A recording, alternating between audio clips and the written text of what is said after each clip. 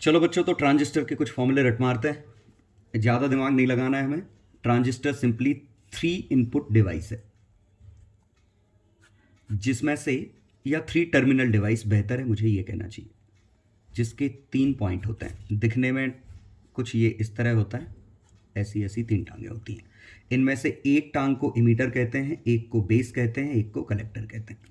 E for emitter, एक base होता है, एक कलेक्टर होता है। कलेक्टर वो होता है जिस पे इसका आउटपुट लेते हैं, ठीक है। तो दरअसल ट्रांजिस्टर नाम है ट्रांसफर ऑफ रजिस्टर से मिलके बना है, ट्रांसफर ऑफ रजिस्टर। तो इसमें एक इनपुट रेजिस्टेंस होता है, एक आउटपुट रेजिस्टेंस होता है। तो आउटपुट रेजिस्टेंस कुछ और नहीं, कलेक्टर का रेजिस्टेंस है, ठीक है। मतलब कलेक्टर पे जो भी हमने लगाया उस सर्किट का रेजिस्टेंस है। अब इसमें क्या होता है, एक जगह से करंट जाता है और दो जगह से करंट बाहर निकलता है। तो इमीटर से करंट जाता है और बेस और कलेक्टर से बाहर निकलता है। तो पहला formula I E equal to I B plus I C, ये ठीक। तो इन इमीटर से करंट गया, बेस और कलेक्टर से बाहर आया। अगर इसको 100% कहें तो बेस काफ़ी कम होता है, 2 to 5%। कलेक्टर 95 से 98। ऐसे याद रखने की जरूरत नहीं, बस ये समझो कि I collector is very much close to I emitter, और ये काफ़ी बड़ा है बेस के मुकाबले। तो इसका क्वेश्चन ऐसा आएगा, सिंपली आई ई की वैल्यू 2 मिली एम्पियर, आई बी की वैल्यू 0.02 मिली एम्पियर। तो पूछा है आई सी कितना है, तो सिंपली बचा हुआ, क्योंकि आई ई की value I B plus I सी है, ठीक है। तो 1.98 मिली एम्पियर। चलो दूसरा, इसी डिवाइस से हम एम्प्लीफिकेशन करते हैं। इस पर से क्वेश्चन आता है। अब एम्प्लीफिकेशन क्या है, कैसे करते हैं, उसमें अपन दिमाग नहीं लगाने वाले हैं। तो एम्प्लीफिकेशन करना मतलब एक हम इनपुट देंगे, एक आउटपुट लेंगे, और इन दोनों के इनपुट और आउटपुट का रेशो ही एम्प्लीफिकेशन फैक्टर है। तो आउटपुट तो हमेशा कलेक्टर पे आने वाला है। तो अब इसको हम दो तरीके से कर सकते हैं कि आउटपुट हम कलेक्टर पे लें और इनपुट हम बेस पे लें। दूसरी पॉसिबिलिटी है आउटपुट कलेक्टर पे, इनपुट इमीटर पे। ये दो पॉसिबिलिटी थी। तो यहां पे अगर मैं करंट गेन डिफाइन करता, करंट गेन, तो आउटपुट कलेक्टर पे आया तो आई आउट बाय आई इन, और आई आउट क्या है, आई सी बाय आई ई। इसे नाम दिया जाता है अल्फा। और यहां पे अगर हम करंट गेन की बात करें तो यहां करंट गेन कितना है, I out by I in. Output किस पे है, कलेक्टर पे, हमेशा आउटपुट कलेक्टर पे आएगा। इनपुट किस पे है, बेस। इसे नाम दिया बीटा, ठीक है। तो दरअसल ये जो कॉन्फ़िगरेशन है, मेरा पेन नहीं चल रहा है, वापस इसी पे आ गया। इसे कहते हैं, देखिए आउटपुट और इनपुट ये हैं, तो इसे कहते हैं कॉमन, और तीसरा जो बचा कौन सा, इमीटर, इसे कहते हैं कॉमन कलेक्टर। कॉमन कौन सा है, बेस। तो दरअसल क्या होता है कि आउटपुट कलेक्टर पे ले रहे हैं, मतलब ये दो सर्किट होते हैं। एक सर्किट, जैसे अगर मैं इसको डिफाइन करूं तो ये कुछ ऐसे बनेगा, emitter base collector. Output collector पे है तो आउटपुट कलेक्टर पे है, इनपुट इमीटर पे है। तो कलेक्ट बेस यहां कॉमन है, तो बेस और कलेक्टर के बीच में आउटपुट है, और बेस और इमीटर के बीच में इनपुट है। जो तीसरा बच गया वो कॉमन है।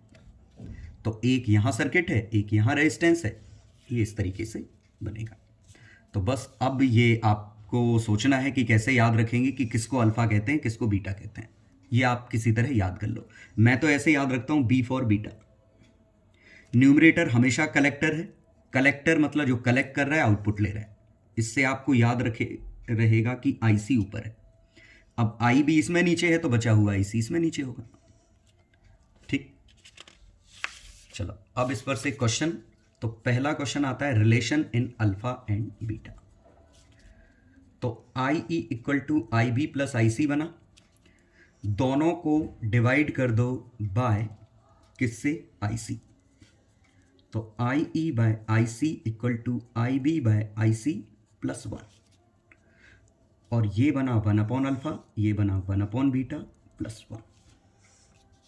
देख लो इसमें, ये आई ई बाय आई सी ये 1 अपॉन अल्फा है, आई बी बाय आई सी ये 1 अपॉन बीटा है, तो ये आ गया। मैक्सिमम क्वेश्चन इसी पर से आते हैं। क्वेश्चन कैसे होंगे वो देखो। क्वेश्चन सिंपली ऐसे होता है कि अल्फा दिया है 0.95, ठीक है, and I B is equal to 2 milli ampere, find beta I C and I E.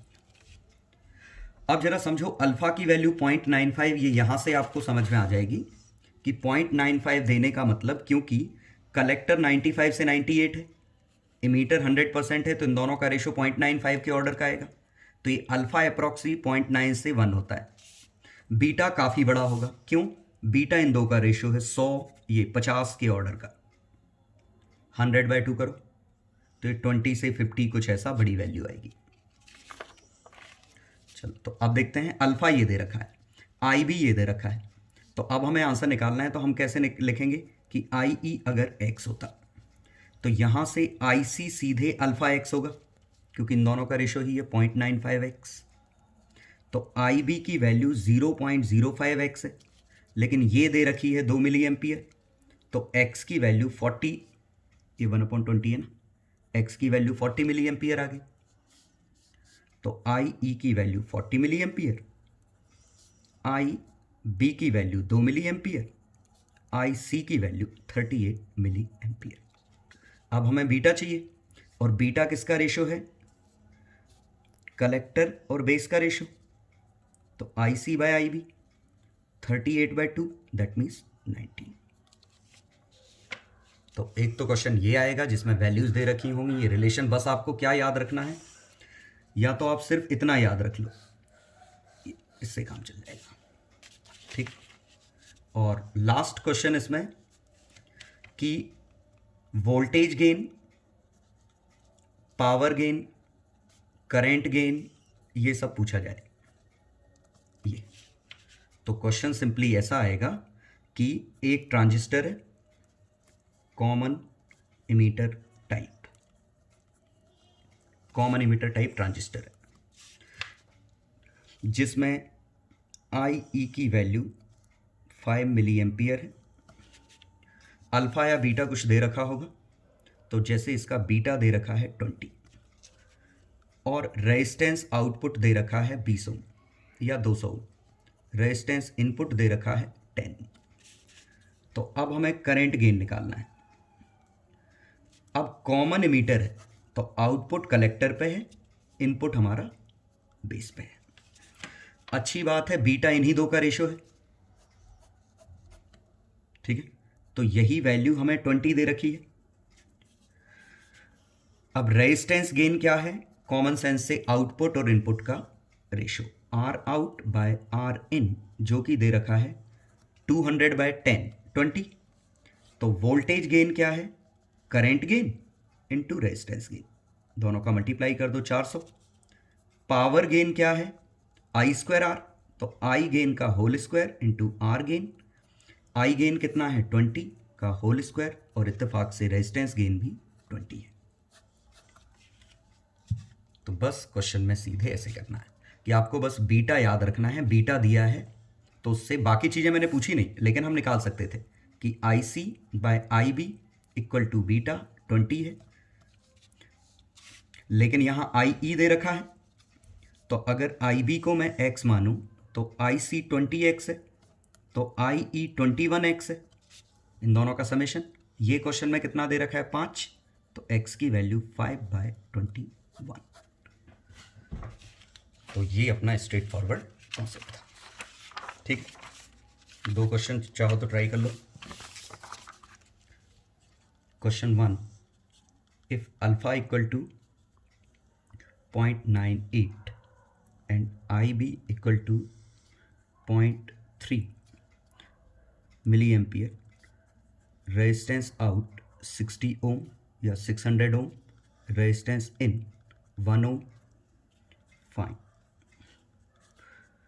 Current gain, voltage gain, power gain, I B दिया है, आई सी आई ई। अब ये पूछा है तो ये मुझे बताना पड़ेगा किस तरह का ट्रांजिस्टर है, ठीक है। तो वैसे कॉमनली कॉमन इमीटर यूज होता है, क्योंकि कॉमन इमीटर का एम्पलीफिकेशन काफ़ी ज़्यादा है, इसीलिए अगर कुछ ना दिया हो तो कॉमन इमीटर है कॉन्फ़िगरेशन। मतलब करंट गेन कुछ और नहीं, बीटा पूछा है, वोल्टेज गेन कुछ और नहीं, रेजिस्टेंस गेन इनटू बीटा है, पावर गेन कुछ और नहीं, resistance gain into beta square, ठीक है।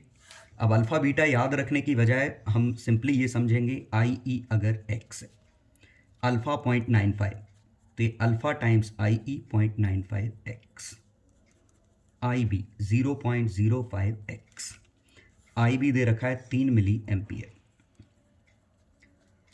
तो एक्स की वैल्यू आ गई 60 मिली एम्पियर, 0.3 दे रखा है, 0.3, तो ये 6 मिली एम्पियर एक्स की वैल्यू। अब क्या निकालना था, तो x क्या है हमारा, आई ई निकल आया, तो आई सी पूछा है तो 0.95 इंटू 6, या इसी को आई ई माइनस आई बी कर दो तो 5.7 मिली एम्पियर। रेजिस्टेंस गेन, चूंकि ये कॉमन इमीटर है तो आउटपुट कलेक्टर पे इनपुट बेस पे, कलेक्टर का कितना था 5.7, बेस का कितना था कहीं अच्छा सा दिया है 0.05, तो 570/5 ये रेजिस्टेंस गेन है। वोल्टेज गेन, सॉरी ये करंट गेन है, voltage gain resistance gain into current gain. Resistance gain क्या है, दोनों रेजिस्टेंस का ratio 600, current gain 570/5। Last power gain 600 into 570/5 का होल स्क्वायर। अब इस पर से आएंगे क्वेश्चन, तो ये फॉर्मूला रट मारो और काम चला लो, ठीक है। गुड लक बच्चों, गुड लक। किस्मत अच्छी हुई तो इसी में से आएगा।